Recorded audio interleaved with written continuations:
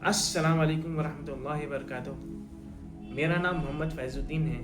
Welcome back to our channel. आज हम जिस टॉपिक पे बात कर रहे हैं वो है सोलार सिस्टम। सोलार सिस्टम क्या है, सोलार सिस्टम में क्या क्या है, सोलार सिस्टम किसे कहते हैं, उसके बारे में हम डिस्कस करेंगे। बिल्कुल बेसिक डिस्कशन होगा। इसके बाद अगले वीडियोस में मज़ीद मालूमात आपको मैं दूंगा। तो चलिए वीडियो स्टार्ट करते हैं। सोलार सिस्टम कंसिस्ट करता है सूरज, सन और उससे लगे हुए 8 प्लैनेट्स। जब मैं स्कूल में था मैंने पढ़ा था कि सोलार सिस्टम में सूरज के अलावा 9 प्लैनेट्स हैं, लेकिन अब 2006 के रिसर्च के मुताबिक प्लूटो जो कि आखिरी प्लैनेट था उसको अब साइंटिस्ट प्लैनेट में कंसीडर नहीं करते क्योंकि वो प्लैनेटहुड के काबिल नहीं है। उसके बारे में मज़ीद हम अगले वीडियो में बात करेंगे। इस वीडियो में सूरज के अलावा जो बाहर के सूरज के लगे हुए जो दूसरे प्लैनेट्स हैं उसके बारे में बात करेंगे। तो सबसे पहले आते हैं सूरज के बारे में। सूरज क्या है, सन क्या है और ये किस तरीके से काम करता है। तो सूरज क्या है?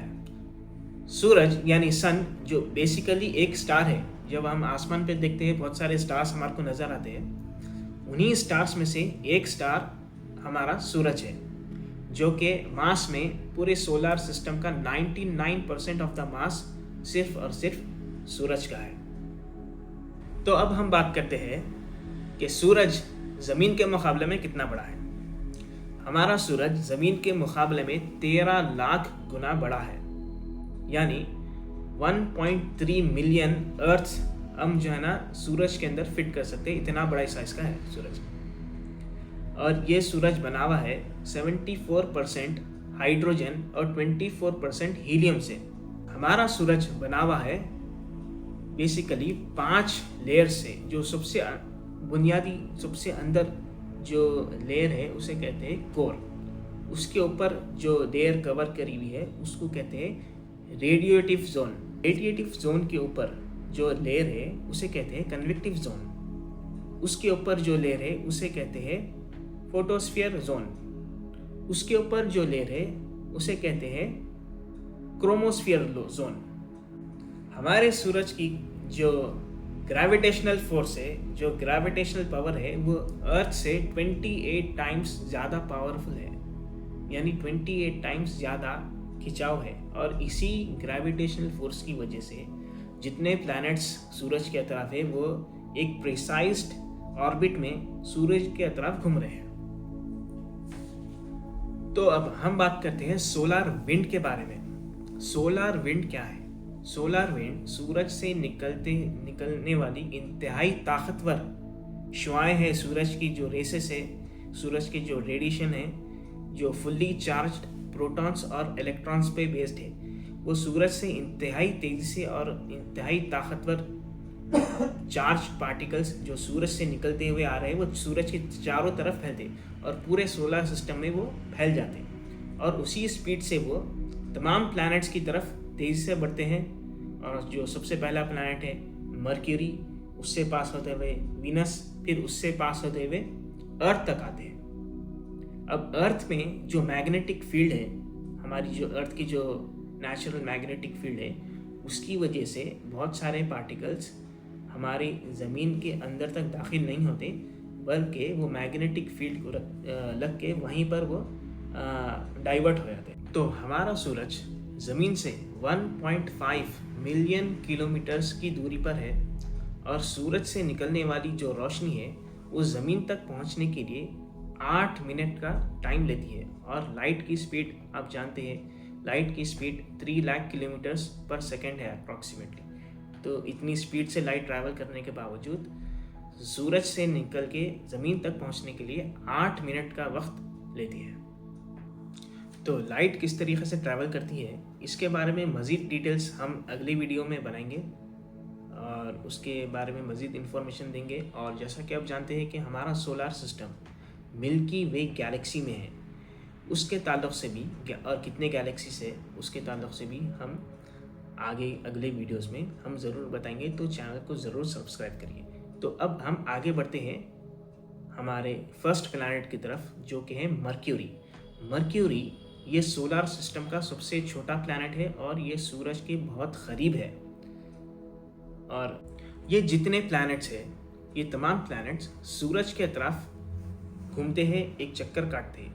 इसके अलावा ये तमाम के तमाम प्लैनेट्स अपने ही एक्सिस पे रोटेट करते हैं, यानी अपने ही एक्सिस पे गोल घूमते रहते हैं, अपनी ही एक्सिस पे गोल घूमते हैं। और गोल घूमने के साथ साथ सूरज की तरफ भी ये प्लैनेट्स रेवोल्यूट करते हैं।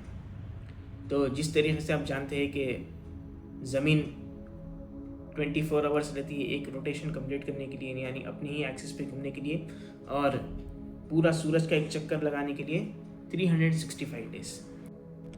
उसी तरीके से मर्क्यूरी अपने ही एक्सिस में गोल घूमने के लिए 56 डेज लेती है, और सूरज के अतराफ एक चक्कर मुकम्मल करने के लिए ज़मीन के हिसाब से, ज़मीन का जो टाइमिंग है, ज़मीन का सूरज की गर्दिश का जो वक्त है, उसके हिसाब से 88 डेज होते हैं। यानी 88 डेज में एक सूरज का एक चक्कर मर्क्यूरी कंप्लीट करती है।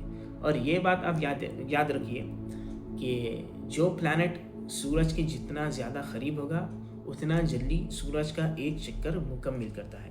तो मर्क्यूरी सोलर सिस्टम का सबसे छोटा प्लैनेट है, इसीलिए मर्क्यूरी सूरज के अतराफ सबसे जल्दी अपना एक चक्कर मुकम्मल करता है।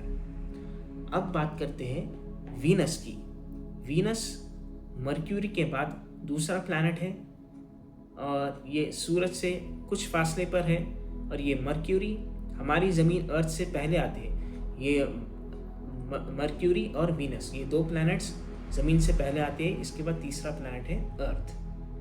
ये वीनस को अर्थ का सिस्टर प्लैनेट भी कहा जाता है, क्योंकि वीनस का साइज़ अर्थ के सिमिलर है, और वीनस रोटेट करता है अपनी ओन एक्सिस पे। ये मुकम्मल चक्कर लगाने के लिए वीनस अपने एक्सिस पे रोटेट करने के लिए लेता है 243 डेज, और सूरज के अतराफ एक चक्कर मुकम्मल करने के लिए ये लेता है 225 डेज। तो ये वीनस प्लैनेट में 1600 वॉल्केनोज है और 96.5% कार्बन डाइऑक्साइड है इसमें, यानी 96.5% कार्बन डाइऑक्साइड इस प्लैनेट में मौजूद है। अब अगला प्लैनेट जो है अर्थ, और उसके बाद के जो दीगर प्लैनेट्स हैं उसके बारे में हम अगले वीडियो में बात करेंगे। तो ज़रूर इस चैनल को सब्सक्राइब करिए, वीडियो पसंद आए तो लाइक करिए। ये बिल्कुल बेसिक इन्फॉर्मेशन है जो सबको पता है, हर किसी को पता है, और मज़ीद और डिटेल इन्फॉर्मेशन जैसे एक एक वीडियो अपलोड होते जाएगा हम मज़ीद डिटेल में जाएंगे। और लाइट की ताल्लुक़ से भी हम बात करेंगे, किस तरीके से लाइट ट्रैवल करती है और किस तरीके से दूसरे प्लैनेट्स तक लाइट पहुंचने में कितना वक्त लगता है, उसके बारे में बात करेंगे। गैलेक्सीज़ के बारे में बात करेंगे। हमारी गैलेक्सी मिल्की वे गैलेक्सी है, और बाजू की जो एंड्रोमेडा गैलेक्सी है उसके बारे में बात करेंगे। और स्पेस में और क्या क्या चीज़ें है, पिलर्स ऑफ क्रिएशन है जहाँ पर स्टार्स बनते हैं, जहाँ स्टार्स फॉर्म होते हैं, उसके बारे में बात करेंगे।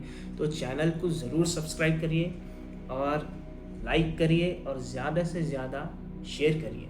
तो मिलते हैं अगले वीडियो में। अस्सलाम वालेकुम।